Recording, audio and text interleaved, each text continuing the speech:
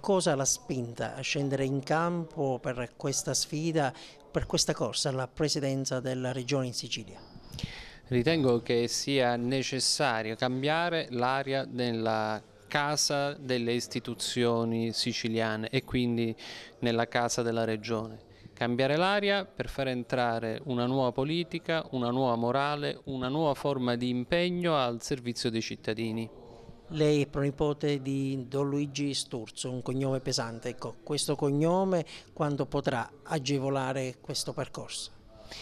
Ma il cognome è relativo. Io sul pensiero di Luigi Sturzo ho studiato tanto, ho scritto dei libri, ho concentrato la mia attenzione anche al rapporto tra la questione meridionale, così come descritta da Sturzo, e il problema del sistema mafioso e clientelare. Mi è servito certamente come spinta per completare i miei studi giuridici da magistrato e da esperto anticorruzione. Il pensiero di Luigi Sturzo, non il mio cognome, il pensiero di Luigi Sturzo e le radici della dottrina cattolica e sociale sono gli elementi invece che possono servire a rialzare la bandiera della politica siciliana dal fango in cui è stata abbandonata.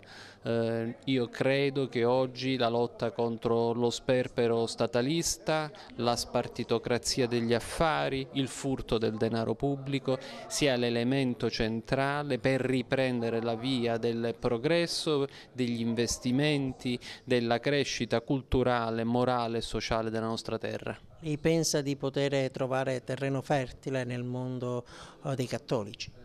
Io sono assolutamente certo, perché girando nella nostra terra di Sicilia tanti sono i cittadini siciliani e tantissimi cattolici che non ritengono di essere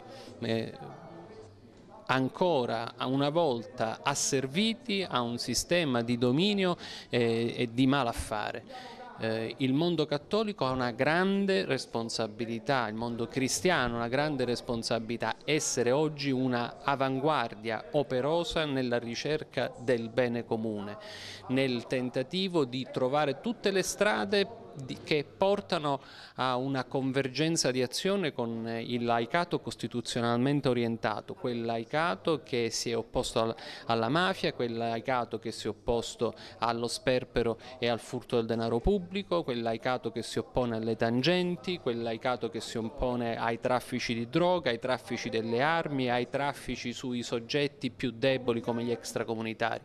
Da questo partiamo tutti assieme per dare finalmente attuazione alla Carta Costituzionale del 48.